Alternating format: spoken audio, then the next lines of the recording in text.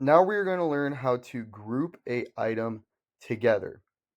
So let's say we have this plane, our 50 by 50 by 5 plane. And let's say we wanted to add our name on to the plane for our keychain activity. I'm going to type in Sheffo for Mr. Sheffo.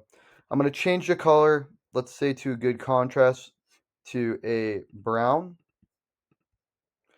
I'm going to fit it to size.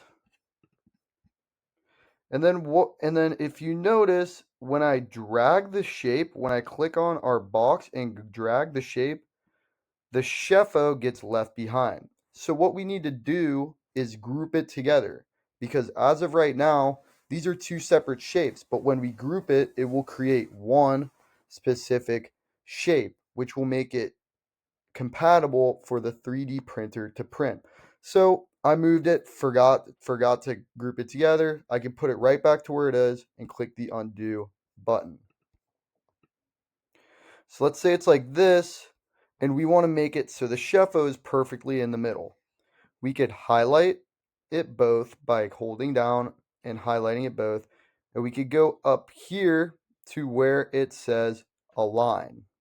We can click on that, and let's say we want it perfectly in the middle. We put it right there, and then we can click that to put it in the middle there. And now it is perfectly in the middle of our shape, but still it's not connected. How do we group it?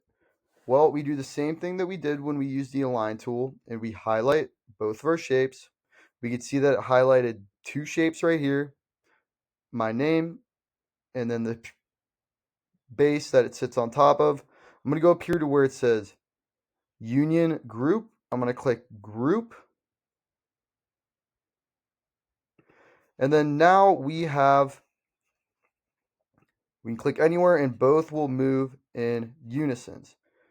So we could also then click Bundle Group, and then we're able to change the color of our name tag. Cool.